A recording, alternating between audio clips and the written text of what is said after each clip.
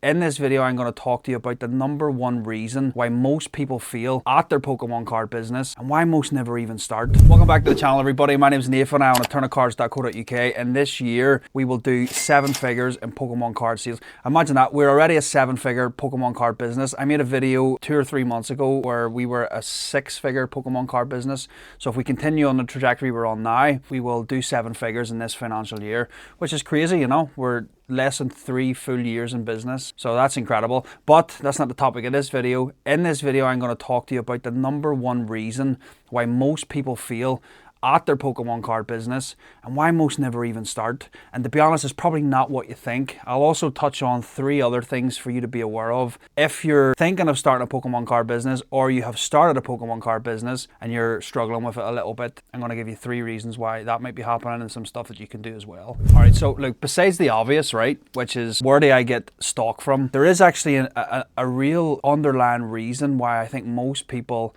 either don't get started or they give up in their Pokemon card business. And to be honest, this can apply to any business, but certainly a business in this space. And that reason fundamentally is fear. You know, people are afraid. They're afraid of failing. They're afraid of putting themselves out there. They're afraid of judgment. And trust me, judgment is coming. And if you allow your fear to dictate your actions, then you will never get anywhere in this life. That's the reality, and you certainly will not succeed with your Pokemon card business. Something I learned pretty quickly when starting to build this business was if you make $1 from a Pokemon card, you're like the worst human being in the world to a certain group of people. I like to describe them as the vocal minority. You know, this is not the whole community. It's not even the majority of the community. It's a very vocal minority that if they see Pokemon, they see business, and they see someone making any form of profit, then you are the worst person in the world. And they'll make sure that you're aware of that. You know, we've started creating some short form content, and we show behind the scenes of the operation in that content. So you get a proper look at what's going on behind the scenes. You get to see the scale and the level of that. And people don't even do any investigating, you know, they don't look at the facts. They just see Pokemon, they see business, they see profit, and you're like the worst human being. The reason I'm speaking on this is there was a period of time where I let fear hold me back from turning on that camera and being honest and authentic and just showing people what I'm actually doing day to day. And I had to break that down. You know, why? Why was I afraid of that? Well, I was afraid of that because I know some people don't like it. But here's the reality for me, right? I'm not living my life for other people. I'm living it for me, for my family. You know, I know who I am. I know what I'm about. I know what I do day in, day out. And I know what our business does, you know. So I don't really care for the opinions of a few people or a group of people who don't approve. I'm not doing it for their approval, you know. I'm doing it for me. When I started this business, I had a dream. I had a vision and a goal, and the dream was to build a huge business, doing what I love. You know, before the business started, I was spending thousands and thousands of pounds a month, probably a couple of grand maybe every month, 2 months, something like that, opening Pokemon cards. I absolutely loved it for years.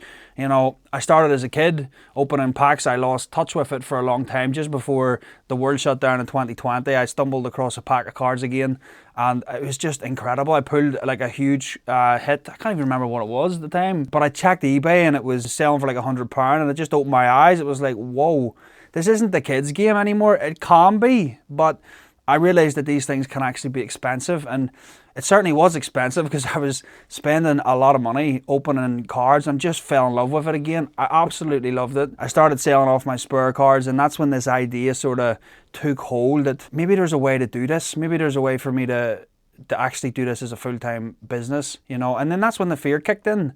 I'm not capable of that, you know.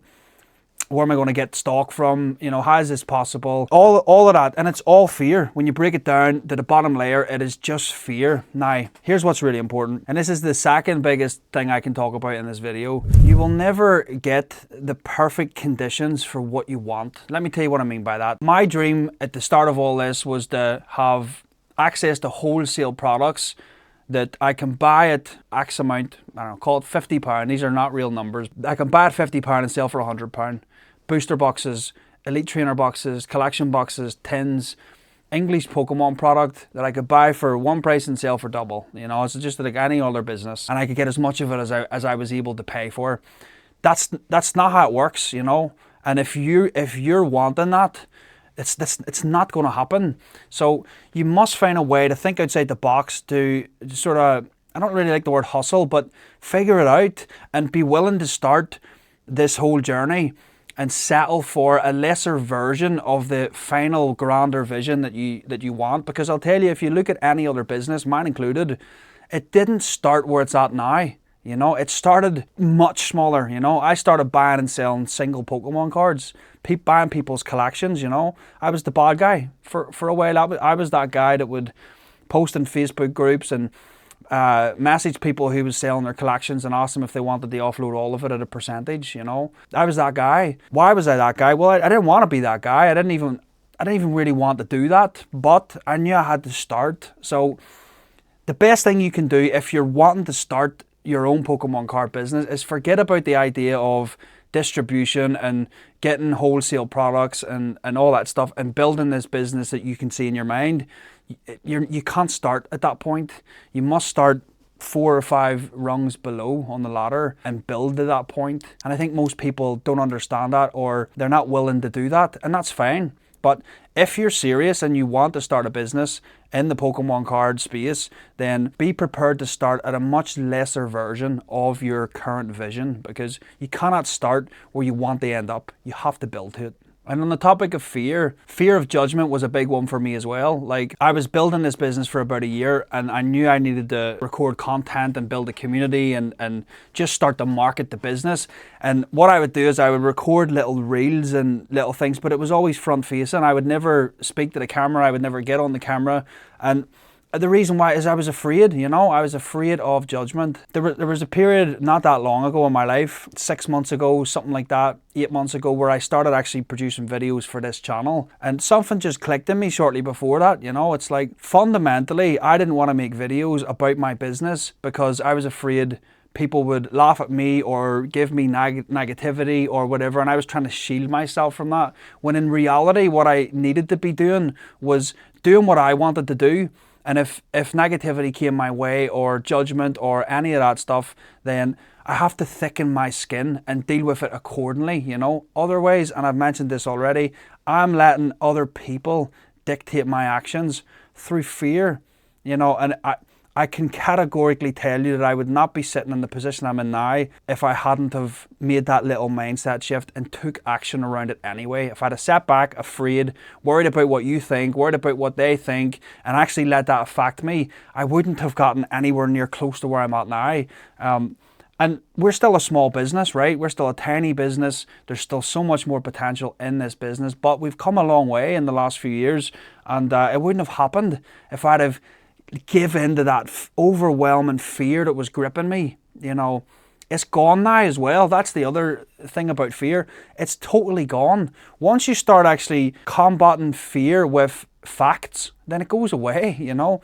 These thoughts of, oh, people are going to hate me, or people are going to judge me, or people are going to be negative towards me. So what? You know, people have been negative and judgmental, and I couldn't care less.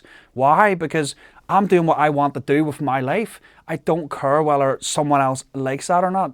You know, I'm going to keep doing what I'm doing. If people like it, great. If people don't like it, great. I don't let it affect me. The negative doesn't get to me, and the positive doesn't get to me. Now, here's a quick caveat. I'd be lying to you if I said there's never any moments where that has any effect on me whatsoever. It does sometimes. You know, I'll wake up and there's negativity hitting me in the face, and it's, oh, you scumbag and scalper and, you know, reseller and robber, and what about little Timmy? He can't buy packs because of you, and this is why I can't buy Pokemon and all this stuff. And it's like, yeah, you know, you're entitled to your opinion, you know, and it's fine. I just move it out of the way and I move on with my life, and it's absolutely fine, you know. If I woke up, read that stuff and went, oh shit, fucking Gamer Guy 97 does, you know, who's in Omaha, Nebraska, doesn't like what I'm doing with my life, I must stop. You know, it's insane. No, I'm going to keep doing what I want to do. If you like it, fantastic. If you don't like it, also fantastic. So if you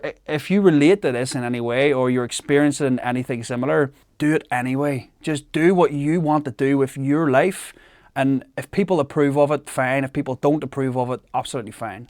Doesn't matter. You do not need people's approval in order to do what you want to do with your life.